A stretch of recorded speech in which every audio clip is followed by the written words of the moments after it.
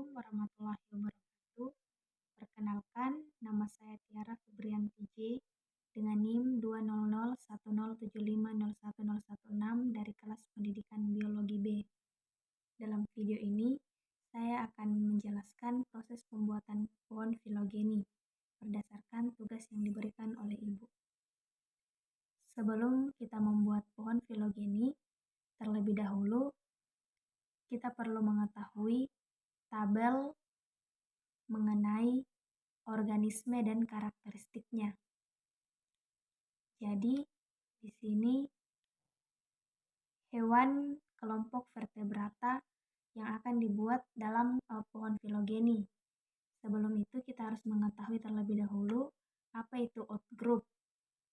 Outgroup itu merupakan suatu spesies atau kelompok spesies dari garis keturunan yang diketahui telah berdivergensi sebelum garis keturunan yang mencakup spesies yang sedang kita pelajari. Jadi, di sini outgroupnya itu adalah Lancelet karena dia telah berdivergensi dari spesies yang sedang kita pelajari.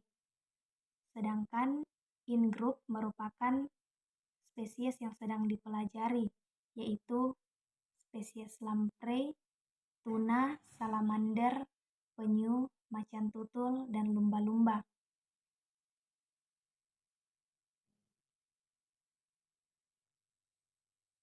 Berdasarkan karakteristik tulang belakang,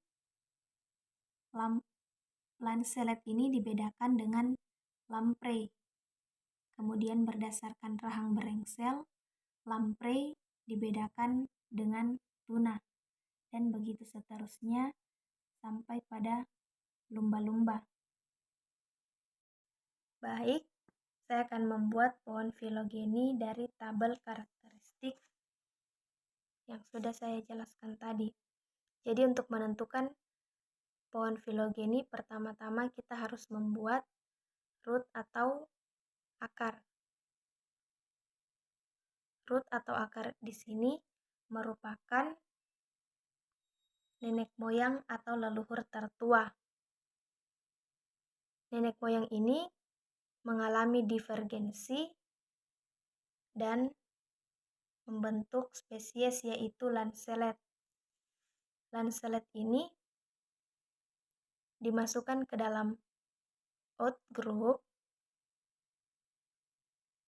karena spesies ini telah berdivergensi sebelum garis keturunan yang mencakup spesies yang sedang diamati, karena Lancelet juga mirip dengan lamprey, seperti hewan vertebrata namun tidak memiliki tulang belakang. Selanjutnya terjadi divergensi berdasarkan tulang belakang dan membentuk organisme yaitu lamprey. Kemudian terjadi divergensi lagi berdasarkan karakteristik yang saya tandai dengan nomor 2, yaitu rahang berengsel. Contoh spesiesnya itu ada tuna.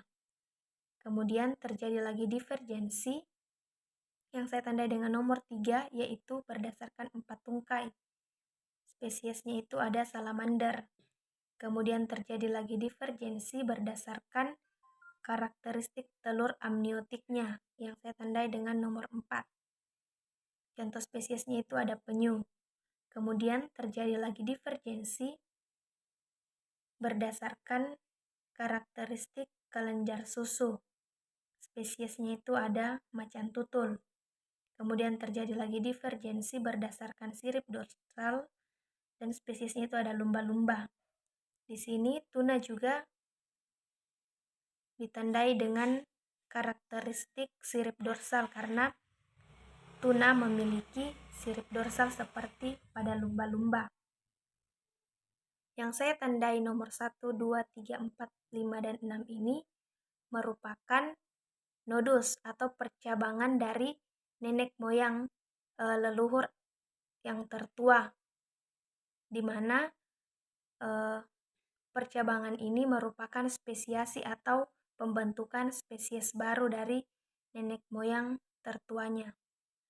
Berdasarkan pohon filogeni, kita bisa menentukan sister taxa atau saudara taxa. Jadi, lancelet, lamprey, tuna, salamander, penyu, macan tutul, dan lumba-lumba merupakan sister taxa berdasarkan nenek moyang atau leluhur tertuanya. Misalkan berdasarkan kelenjar susu, macan tutul dan lumba-lumba juga merupakan sister taxa. Selanjutnya, kita juga bisa menentukan monofiletik. Jadi monofiletik itu merupakan kelompok organisme yang berasal dari nenek moyang yang sama. Misalnya berdasarkan kelenjar susu, maka macan tutul dan lumba-lumba merupakan monofiletik.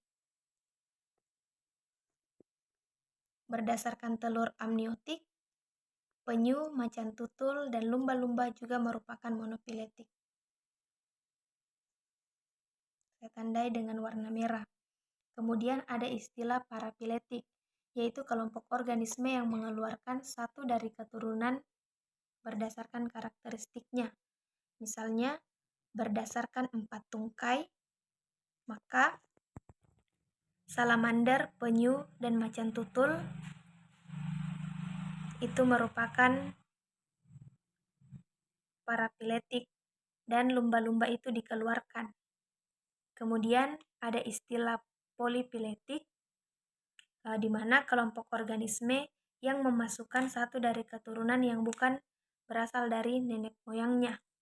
Jadi misalnya berdasarkan rahang berengsel. Jadi lumba-lumba,